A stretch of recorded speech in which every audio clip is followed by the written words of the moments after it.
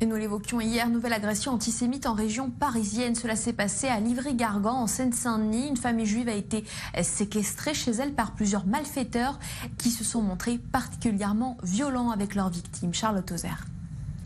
C'est une nuit d'horreur qui s'est déroulée entre jeudi et vendredi à Livry-Gargan, commune de Seine-Saint-Denis, où réside la famille Pinto.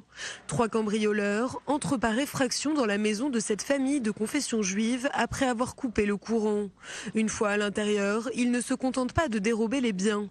Les criminels séquestrent Roger Pinto, président de l'association juive Siona, son épouse et leur fils. Puis, ils se montrent violents. Coups, menaces de mort, insultes antisémites. Contactée par la rédaction d'i24 News, Madame Pinto se remémore son agression. Ils ont sauté sur moi et m'ont jeté par terre. Ils ont dit « si tu cries, on te tue ».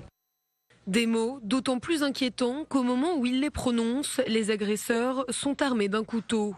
Très vite, la famille Pinto comprend que son domicile n'a pas été choisi au hasard. Il a été ciblé car la famille est juive, comme l'ont laissé entendre les criminels. Ils ont répété à plusieurs reprises « vous êtes des juifs, vous avez de l'argent. Il faut prendre aux riches pour donner aux pauvres ». À 11h30 du matin, Madame Pinto parvient enfin à alerter les secours. Les 3 agresseurs prennent alors la fuite.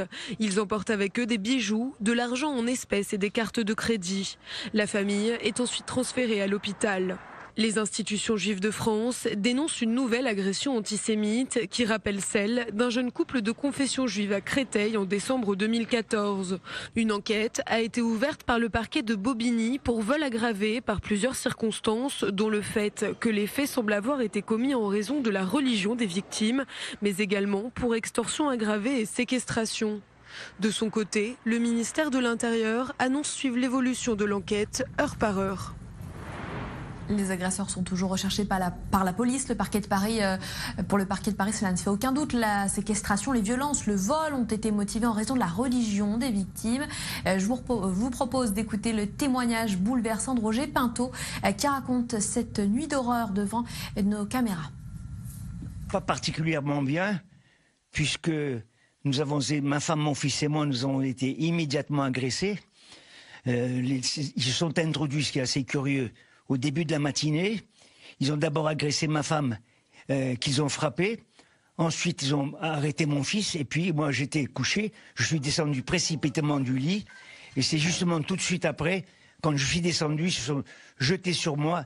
Et littéralement, ça a été une volée de coups à la tête. Ils m'ont fait tomber par terre. Et puis, ils m'ont frappé jusqu'au moment où j'ai pratiquement perdu connaissance. Je pense que c'était planifié. Et donc, nous avons vécu des moments terribles. À la suite de ça, s'est déroulée toute l'opération de vol qu'avaient planifié ces bandits-là. Il y avait trois jeunes gens de race noire qui étaient particulièrement violents et qui, bien entendu, s'étaient promis entre parenthèses, si on ne leur donnait pas ce qu'ils voulaient, de nous tuer. Ils l'ont répété à plusieurs reprises. Et ce qui m'a beaucoup frappé, c'est quand ils sont rentrés, ils nous ont dit, ma femme leur a dit, nous n'avons rien à vous donner. Il leur a dit, si vous êtes juif, vous avez beaucoup d'argent. Voilà la réplique qui a été faite.